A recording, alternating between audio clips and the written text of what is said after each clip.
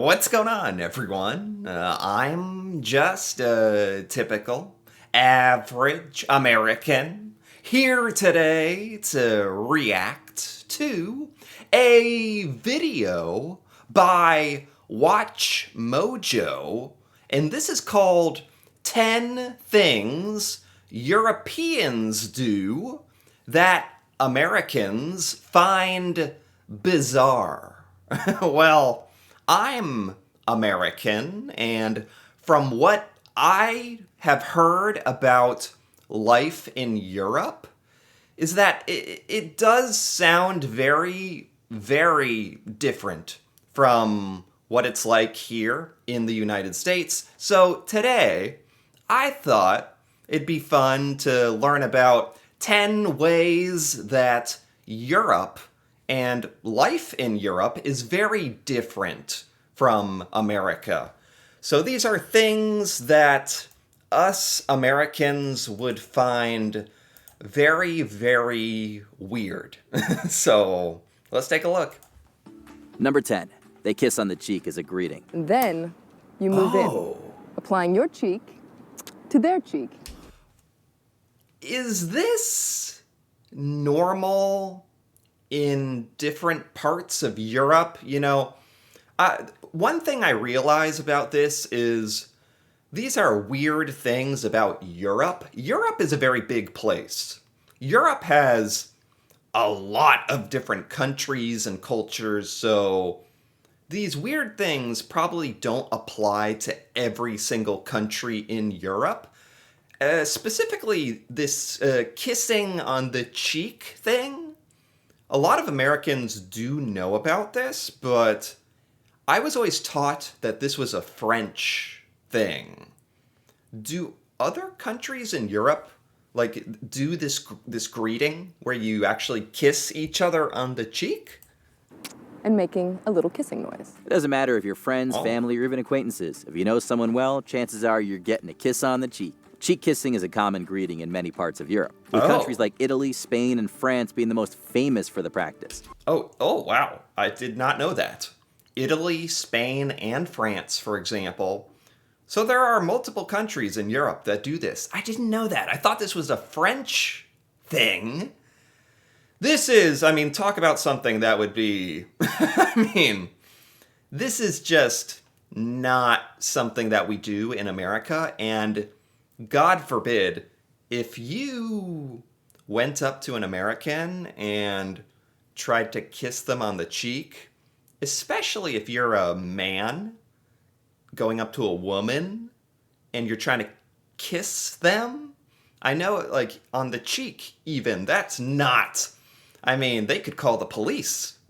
they could literally, call the police, and technically that would be assault or something. In America, you can't just go up and be kissing people. That's not considered normal. That's not considered a greeting. There's no.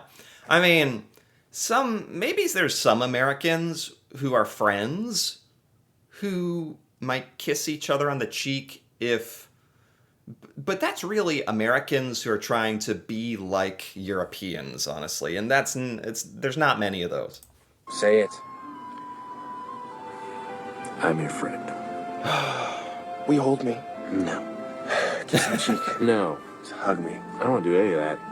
2 kisses is the norm, typically 1 on each cheek. But 3 or even 4 kisses is not unheard of. It's meant as a sign of warmth and familiarity, but it might be misconstrued as weird in America. In America, a kiss, even on the cheek, it's usually considered romantic. That's the thing. It's not friendly. Unless, of course, you guys really know each other and you're already friends, and then it's like, okay, whatever. But as for being just a general greeting, no, you cannot do this. Where hugs and handshakes are far more common greetings. Cheek kissing is seen, but it's often reserved for romantic or familiar relationships, and is not typically used as an everyday greeting. Yeah. My name is Mike. I'm going to be your driving instructor. Welcome to our country, okay? My name is Borat. Okay, good. Well, I'm not used to that, but that's fine. Number 9. I'm not used to that. Yeah, So if you're from Europe and you come to America and you try to kiss people on the cheek, if you explain where you're from, I think a lot of Americans would at least be like, "Oh, okay, you're European. Okay, all right, you do that. Okay, we would accept it, but it's certainly not normal. It's weird to us, that's for sure." They get really close to each other. Whereas You get really close to each other. In Europe, you get really close to each other, like you don't have a lot of personal space. Where's what? What does this mean? Personal space, personal space! Another reason that kissing is reserved for very intimate couples is that Americans are huge on personal space. Yes. Many Americans value their space bubbles, typically a couple of feet or more.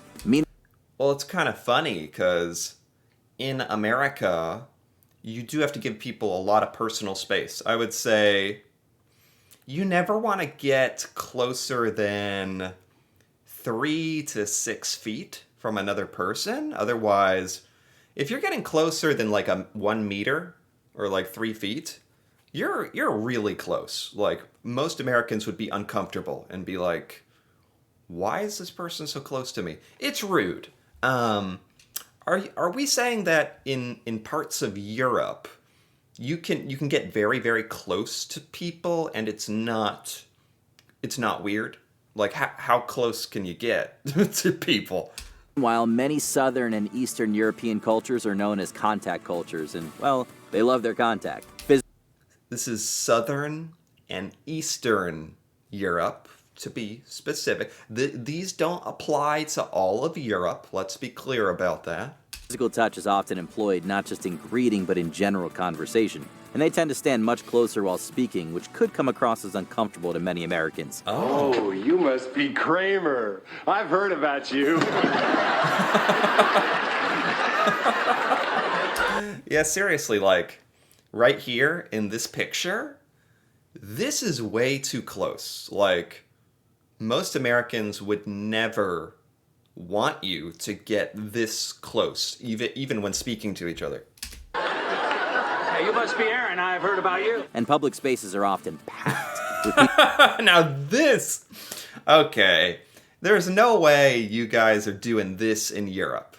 Are there parts of Europe where you're this close to each other? This is a joke. This is like a comedy show. They're making a joke out of how close together they are. That is way too close. standing exceptionally close to each other in places like restaurants and subway lines. Europeans will easily, albeit unintentionally, burst your space bubble. Dad, you want to ask her something? Don't touch! Number 8, they sit Interesting. So it's just a difference in culture, there's no right or wrong way. It's just different.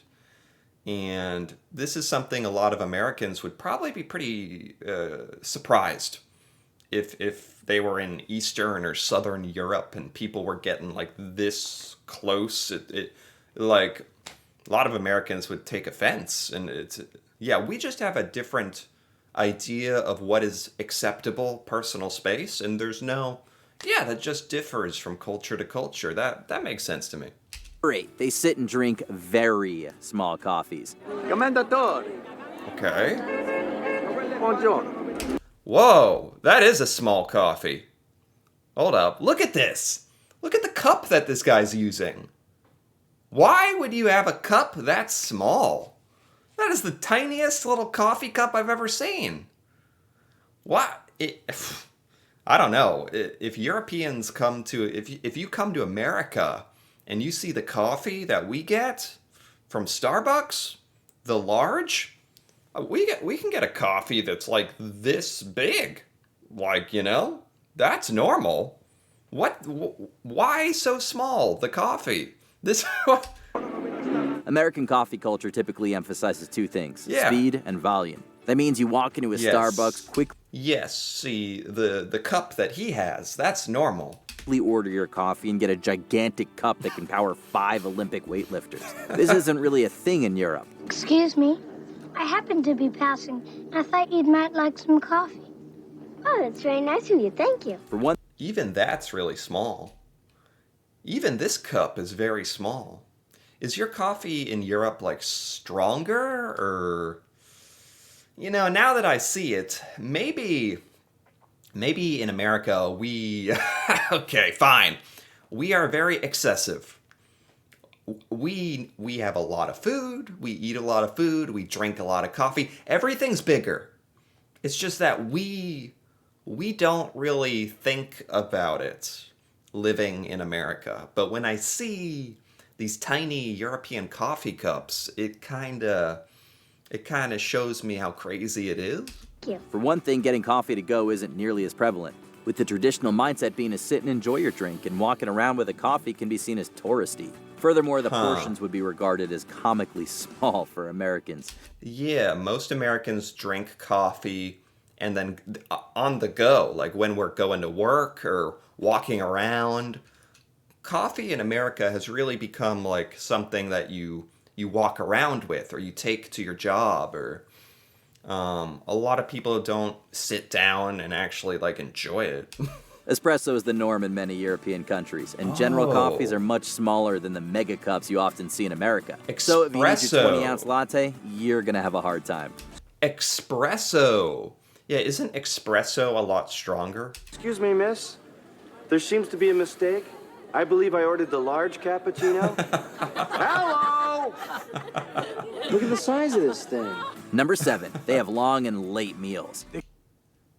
In Europe, you have long and late meals. I'd say in America, most people have dinner at like 5 o'clock, 6 o'clock. 7 is late. When do you have dinner in Europe? You can take us at 5:15. What are we, 80? Or 10:45? What are we, 20? For many Americans, sitting and having a meal seems more like an inconvenience than anything.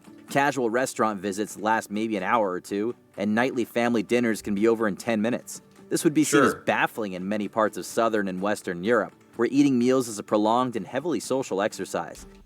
This is Southern and Western Europe. You guys have meals for a long time. Longer than an hour? In America, lunch is like an hour. Dinner at home with your family, that could be like 30 minutes, really. Why is it so long in Europe? How long is it? And why? Late dinners are the norm, often not even starting until 8, 9, or even 10 p.m. What?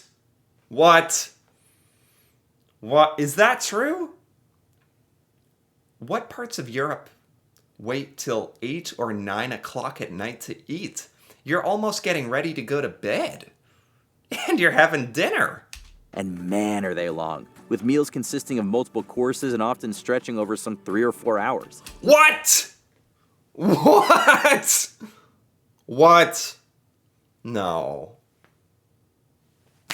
What are you talking about, 3 or 4 hours? What are you talking about? Why? That's like your whole day. That's like going to work. All right, but 4 hours for eating? What are you doing? How many courses of food are there? This is just... Are there really places in Europe where you can eat for 4 hours? That just seems excessive. Even everyday family meals can stretch well over an hour, and Sunday dinners are often enormous family events. When they say night out, they mean night out. So, Ma, you gonna come to the big game? Game? What game? Miss Meadows' soccer team is going to the sectionals. Nobody tells me anything. Did everybody hear me just tell my mother about the game? Number 6. So it's to spend time with the family. It's not about the food. It's not like you're eating for hours. It's more about like sitting down and making it a social event. I think that would at least make some sense to me. Number 6. They don't tip. Hey. You don't tip. You don't tip. My God. I love it. I love Europe for this. Here, maybe here in America, you have to tip. Most people think it's rude to not tip. Like, a lot of people think you shouldn't even go out to dinner if you don't tip. You have to tip 15 or 20%. That's pretty standard. And you have to do it in America, or if you don't tip in America, it is just a huge social pressure to tip. But it's annoying. Nobody likes it. We just have to do it because it's our culture. It's how it is. I don't think that's going to change. But in America, a lot of service industry people aren't paid very well, so you feel like you have to help by tipping them so they actually make decent money and it's this whole thing. But obviously, nobody likes to tip. Nobody wants to tip. It's annoying that we are obligated to tip in America, and I really, really admire Europe for not tipping. If you're in a country where you don't have to tip, you are very lucky, because it is annoying. Hey, we just want our money's worth. I'll bring them faster than you can eat them, but I want a 20% tip. And in America, it's almost like you're judging your waiter. You're giving them a score. It's like waiters in America do work very hard, and they are very, very nice, and they give you a lot of attention. It's all fake because it's just for a good tip, but it does encourage waiters to do a good job because basically we're all judging their performance and giving them a tip based on how good the service is, which is a really strange thing when I think about it. But yeah, maybe that's the one good thing about it. 20? I thought 10 was the norm. 15 is standard. 20 is classy. 20 it is. Why are we still talking? I want some ribs. The concept of tipping has been firmly ingrained in the American psyche. Oh, your yeah. waiters, your bartenders, your pizza delivery person, everybody gets tipped, and often quite handsomely. Yeah. Some of this is legitimate kindness, but some of it is also the cultural expectation of tipping itself. Oh, That yeah. is, if you don't tip, you'll be poorly regarded. Oh, Just yeah. ask Mr. Pink. Let me just get this straight. You don't ever tip, huh? I don't tip because society says I have to. All right, I'll tip if somebody really deserves a tip. If they really put forth the effort, I'll give them something extra. But this tipping automatically, it's for the birds. Yeah, in America, you pretty much have to tip even if it's bad. Tipping is just not the same in Europe. Waiters are paid livable wages, the service charge is often included in the bill, and tips are certainly not expected. And even if someone is feeling friendly and does include a tip, it's often quite modest, typically just an easy rounding up of the bill. Certainly none of this 20% stuff. I love it. I love it. I love it. It's included in the bill. You don't have to pay the tip. Even if there's a service charge, I don't care. This is how it should be. The tipping is so weird here. Excuse me, gentlemen. Was there a problem with the service? What are you talking about? You left me $16, sir. Perhaps you miscounted. Number 5, they pay to use public restrooms. What? Oh my God. Europe is very different. That is what I'm learning today. Europe is very different from America. You have to pay to use public bathrooms. That's annoying, but here in America, you can't just go into any bathroom anywhere, but you can go into a gas station. A lot of times at parks and public areas, there are bathrooms, but they're oftentimes very dirty, disgusting, and it's because they're free. Sometimes homeless people live in the bathroom, because it's free. Anyone can use it. And it's nice, because if you need the bathroom, it's available and you can just go. But I guess I understand the idea of paying just to keep it nicer. Wow. Gary? What? I know this isn't the best time, but when you get a chance to pull over... Are you crazy? I'm not pulling over now. But I gotta go. What am I supposed to do? One of the biggest culture clashes that Americans find in Europe is having to pay to use the public restrooms. Many public areas in Europe, including train stations, shopping malls, and airports, do have public restrooms, but they require a small fee to enter. Wow. That's interesting. How much does it cost to use the bathroom in Europe? Price sometimes even reaching €1. Hey, buddy, can my kid... €1? Okay, €1. I guess that's okay. I understand. It's to like make sure that the bathrooms are nice, so not just anybody can just go in the bathroom or live there. Use the bathroom for a minute. Customers only. Oh, yeah, he's just a kid. Come on, we'll be in and out of here. It's not my problem. It's not your problem. Coins are the most common form of payment, but cards are becoming increasingly common in more modern facilities. Sometimes you even have to pay to use a restaurant's washroom, but then you'll receive a voucher that goes towards a purchase, like half €1 off a coffee or whatever. This is mostly done to deter vagrancy, and it helps cover basic maintenance and cleaning costs. Interesting. So you actually have a machine that takes coins or cards to pay for the bathroom. Frankly, this is not a conversation I ever thought I would have in my professional career. But it's been brought to my attention that we have an ongoing situation in the washroom. Someone is not flushing. Once is an accident, maybe even twice. 3 This is times, what happens. That's a pattern. And we're not talking about a number one. Yes, thank you, Aaron. Number 4, they heavily rely on bikes and public transportation. Okay, this I am familiar with. In Europe, you guys actually have decent public transportation. You got trains and buses and stuff, right? I don't know why, but that never caught on here in America. I mean, if you're in a big city like New York, yeah, okay, fine, there's trains and stuff, but if you're in a normal American small city or town or suburb, you have to have a car. America is built for cars, and there's no like big like a national rail system or any way to get around America. You gotta fly or you gotta drive for the most part. You can take a Greyhound bus, I guess. There's some ways to do it, but it sounds like in Europe you guys have really figured it out, and I mean, from what I understand, you guys even walk.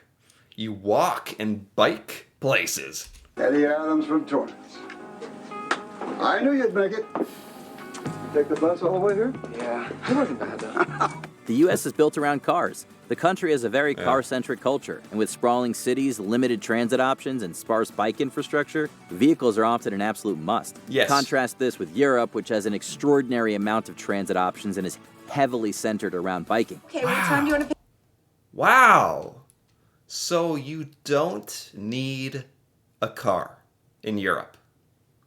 That would be such an interesting feeling. Because in America, we associate freedom with having a car. Like, it's something that every kid wants to have a car to get around. Whereas in Europe, you can just do that all the time. It sounds really nice. Pick me up. Let's see. That's actually kind of a problem because I ride a bike. Many European cities favor cycling, with dedicated bike lanes, traffic signals, and parking spots everywhere. Biking is a well-integrated part of everyday culture, not just a hobby or a form of exercise. Yeah, in America, it can be dangerous to walk. It can be dangerous to bike because people aren't used to it. You could get hit by a car because there's not a proper bike lane because it's America. Most places also have a dense and comprehensive network of public transportation, with even small towns being well connected by regional trains and buses. Many Americans would find Europe's lack of cars flabbergasting, maybe even a little freeing. Nah, so has anyone got transport? Yes. Great, where? I mean, it sounds very nice. Like, everybody can get around. And you can get around at a much younger age. You can get around if you can't afford to buy a car. You can go places. It sounds nice. I don't know why we haven't done this. No, well, I passed my test. David, I don't see the point of owning a condom. Number 3, they take their clothes off. Is it true that French babes don't shave their pits? What? Some don't. What? But they got nude beaches. You take your clothes off. You take your clothes off in Europe. What does that mean? Not in the winter. America is quite conservative and prudish when it comes to nudity. This is regarded as a very private thing, and nudity in public is virtually unheard of. So many Americans find it extremely bizarre to see Europeans walking around in their birthday suits so openly and brazenly. Yes, like even this makes me feel a little uncomfortable. It's true, in America, we can show violence, we can show guns, explosions, murder, crime, but nudity is extremely taboo in America. Still to this day. Like, it makes Americans uncomfortable. Many European countries embrace some degree of public nudity, including Germany, France, Spain, and the Netherlands. Topless sunbathing is often accepted on beaches, and nudity in saunas is the norm, not the exception. In fact, bringing your bathing suit into a sauna is considered gross and unhygienic. Wow. You can actually be like nude or naked or partially naked in public in Europe. I mean, not like in the grocery store, but in the sauna or the beach.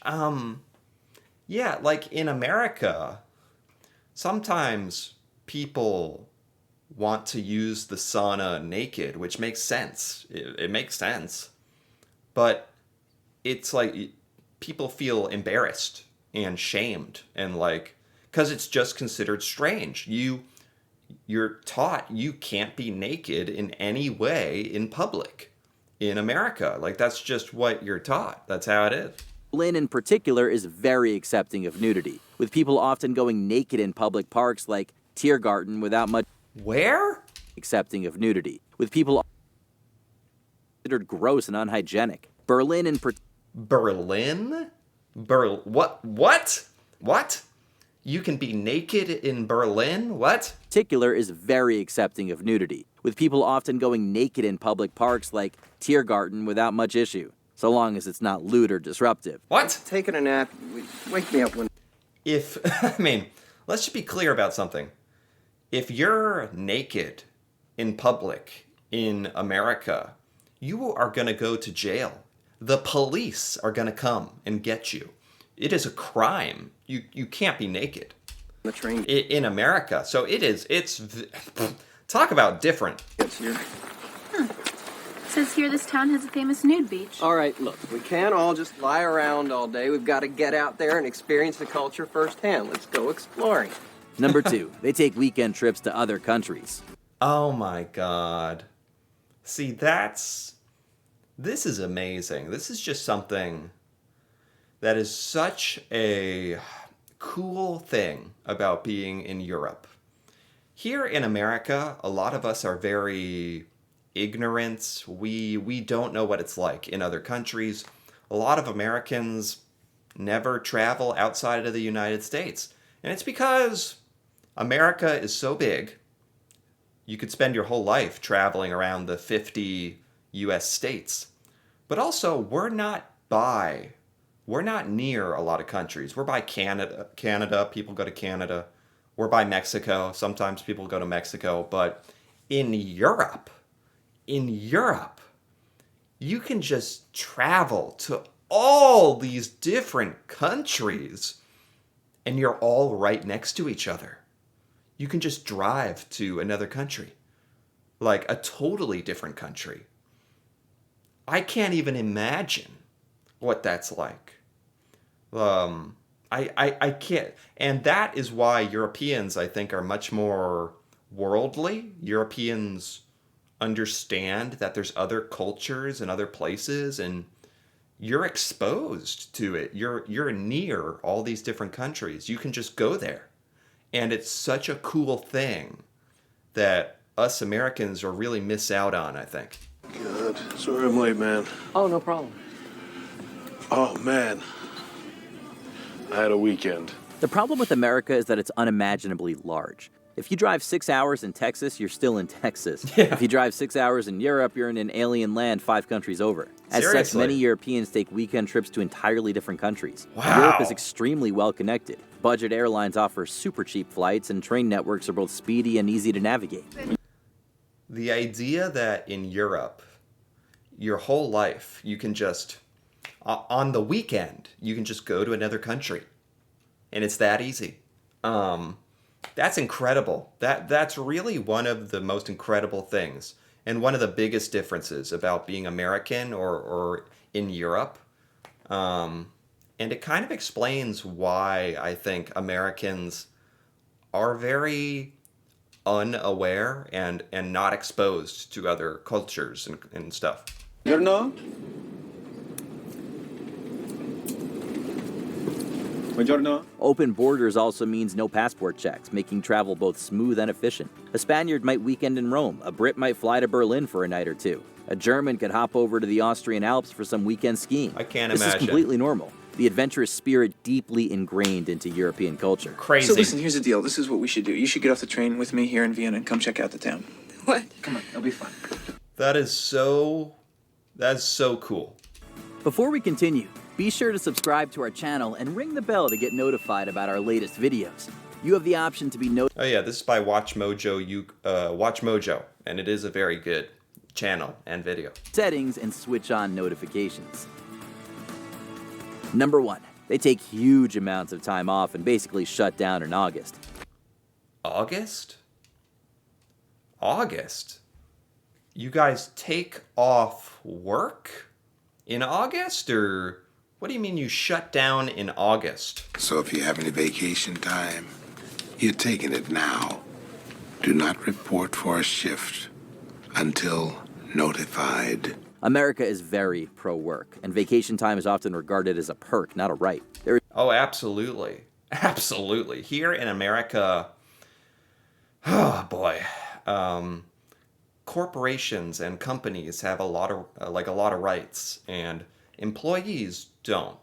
And the government doesn't have much oversight into like companies, and so you're not given that many benefits in America. You get health care from your job. Usually, if you're lucky, you get health care. But as for leave, like vacation, holiday, you get like at best 2 weeks a year.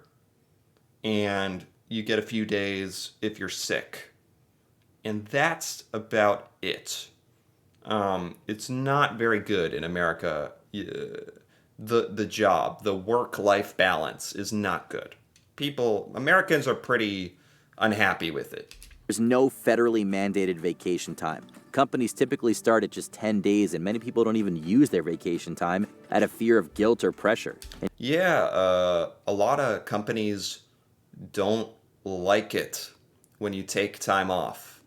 And it is hard to take vacation time. It is hard to get off work. You got to give like several weeks notice, and it might not even get approved. In Europe, full-time workers get between 4 and 6 weeks of paid vacation. 4 to 6 weeks of paid vacation. I think most Americans would be shocked how different Europe is with this. Plus another 2 or 3 weeks worth of national holidays. If it please the court, my brother has a multi-region player. I just pray he's not on a state-mandated 5-week vacation. And people are not afraid to use it, often disappearing from work for weeks at a time. What?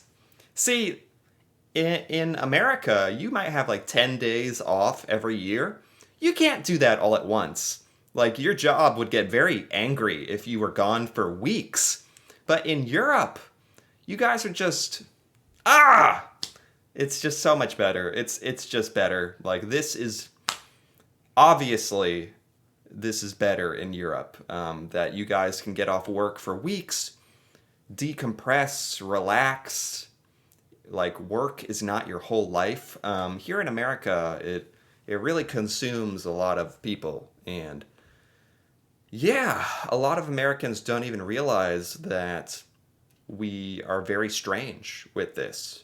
And a lot of Americans don't know in Europe, you guys have figured out a better system and you have weeks off every year and it's just better.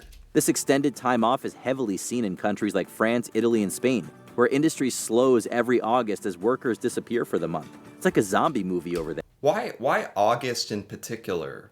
People take off work in August in particular. Isn't that difficult? Because if everybody is taking off in August specifically, instead of spreading it out throughout the year, everything just kind of shuts down in August. Isn't that annoying? There. It looks like this. This is what it looks like in August. Just empty. Hello! What other funny little differences could... Oh my god. You know, I didn't get every question I had answered, but this was really cool. This was amazing. Europe is very different. I wouldn't even say Europe is that weird or bizarre like this video said. It's just that Europe is different. And there's quite a few things that I actually think Europe does better that more Americans should learn about this, because yeah, this was kind of eye-opening. I really enjoyed this. Anyway, if you enjoyed this as well, feel free to give this video a like or leave comments with your thoughts on any of these strange things that Europeans do. And if you're interested in more videos like this, feel free to subscribe for more. And until then, thanks for watching, and see you next time.